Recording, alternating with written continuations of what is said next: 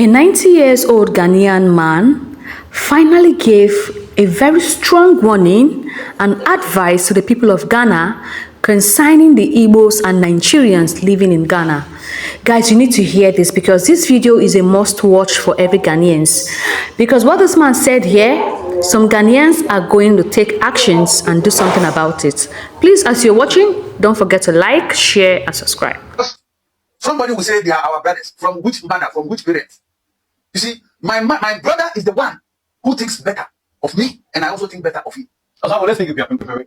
Now, if you can hear the airwave when you go to the internet, a lot of people are speaking a lot about this Igbo king and the kingdom that he wants to establish here in Ghana. Some of our leaders, opinion leaders like the kings, have spoken, but we have not heard anything from the presidency, and we are asking that your own good friend, Sam George, has also spoken. We have come to you. You being a senior citizen, advocates of Ghana, that you love Ghana so much, and Nkrumah is that you believe in the ideologies of Nkrumah and what he stands for. We want to ask you, this Igbo Nigeria issue, what is your thought about it? As it came on this platform, you have not spoken anything about it, and we want to know about it.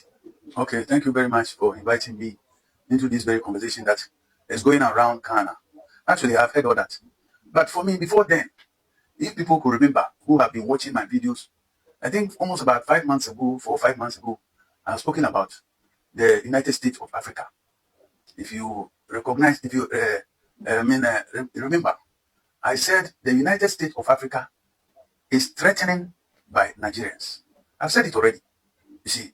And probably maybe when I made that comment, people may think that I hate Nigerians. No.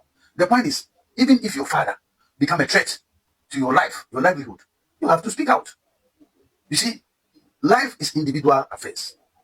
And therefore, the livelihood of Ghanaians must be Ghanaians' affairs. You see, and for me, I would have loved the United States of Africa so that we all unite. But in fact, my worry is other sector of the Africans will take advantage of the peaceful, loving people or the vulnerables. They will take advantage of them. And that is where the danger is, the danger opposed. So I have said it clear that the United States of Africa is good. But the only threat that United States of Africa will have is Nigeria. You see, why do I say so? Going back to history, when 1960s, I was a very little boy. And then our parents warned us mostly about going to far places. Because there was this ritual medals that was going on that we never knew where it was coming from. In those days, in our Tree language, we call it Atitim Krona, of which many of you whose age are from, let's say, 45 downwards, might have not have heard it before. But we know what we are talking about. This thing went on. That is, if a child goes far away from home, he gets lost. And we will not find this child. It was happening rapidly.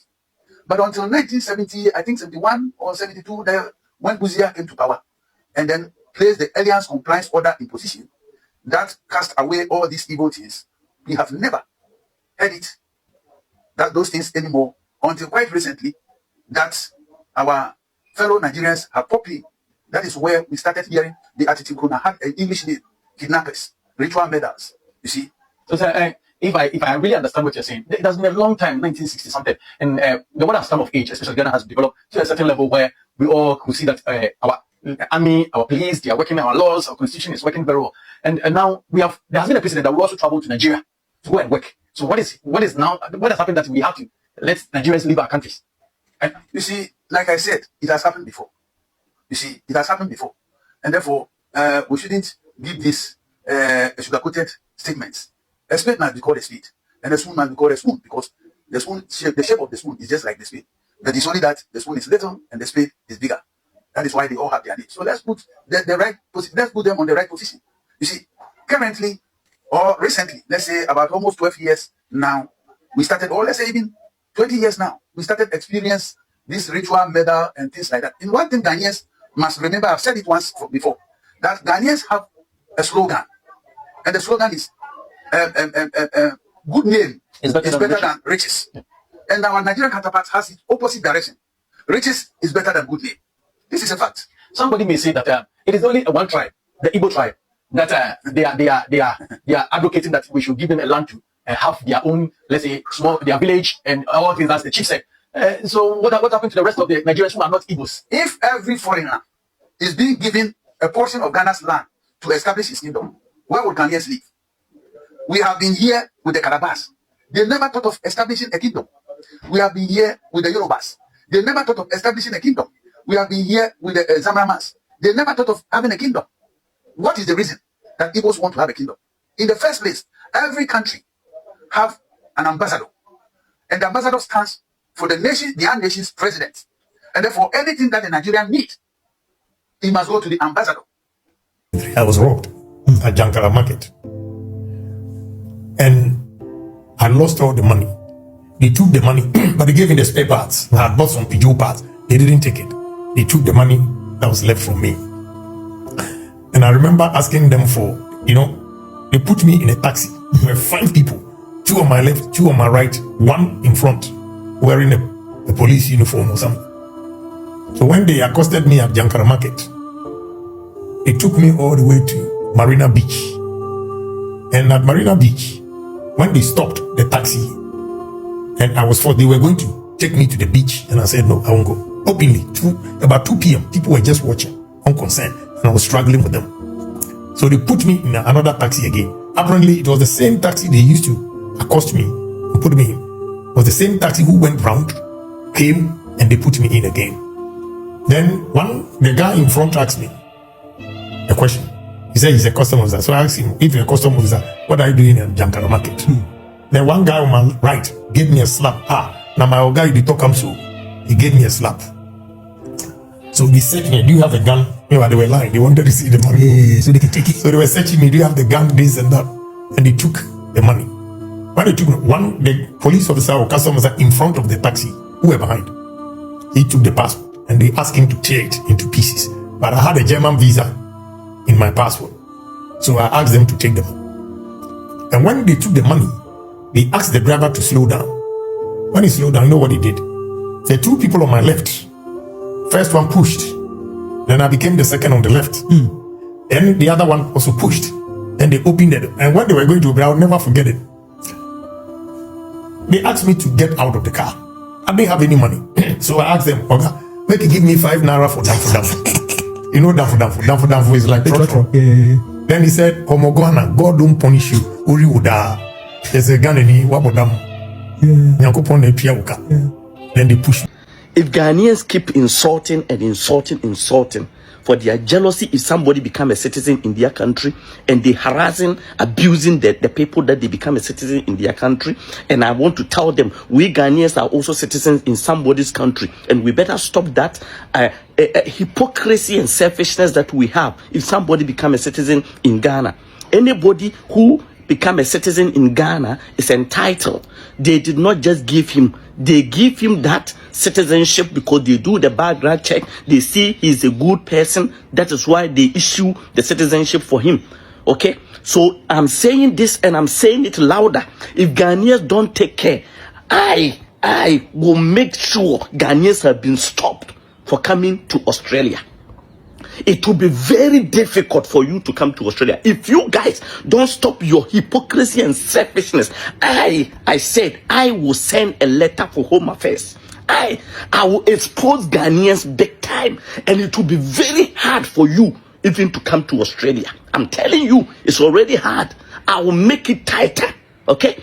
Selfishness and hypocrisy people, jealousy people like you.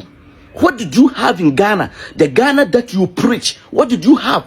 You Ghanaians are the first people that you think you are awakening people. Any demonstration, you guys cause it. If you Ghanaians every day go and preach one unity, Africa unite, and you are sacking anybody who is a citizen in your country, what unite are you calling for? What unite? What unity are you calling for? If you Ghanaians are preaching one currency, one voice, if you Ghanaians are preaching one people, one president, one army, what people are you talking about? Are you talking about animals in the forest? It's not the humans. And I'm telling Ghanaians, I said, I am a former football player.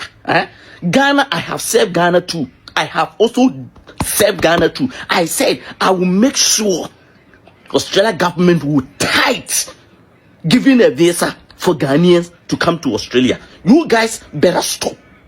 Come and insult me, keep insulting me. I will make sure, Ghana, it will be very difficult for you to enter Australia. Bad habit, bad selfish people. What did you have in Ghana? Ghana, what did you have in Ghana? Tell me what you see Ghana that you can be proud of. Tell me, what did you have in Ghana? What did you have in Ghana that you can see and be proud of? What is in Ghana?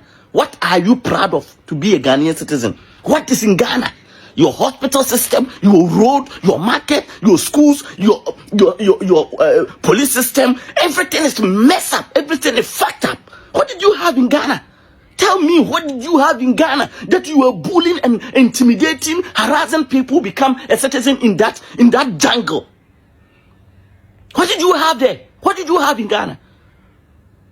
And when we are talking and you say, oh, come and listen to the brain, you come here with that kind of selfishness, anger, come them to insult me. I will say, if you continue doing this, I said, I will make sure my letter have reached the Home Affairs. I will make sure I make a phone call to the Home Affairs to tell them that Ghanaians come to Australia with student visa and they never step their foot in the school. If you guys want, you will see the expose that we will. How many people joined Black Star to come to Ghana, to come to Australia?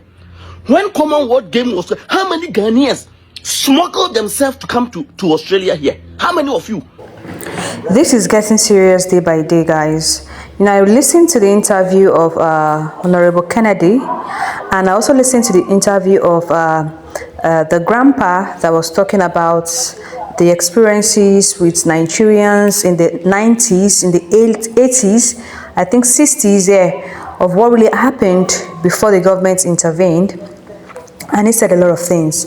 Honorable Kennedy talked about how he was being kidnapped.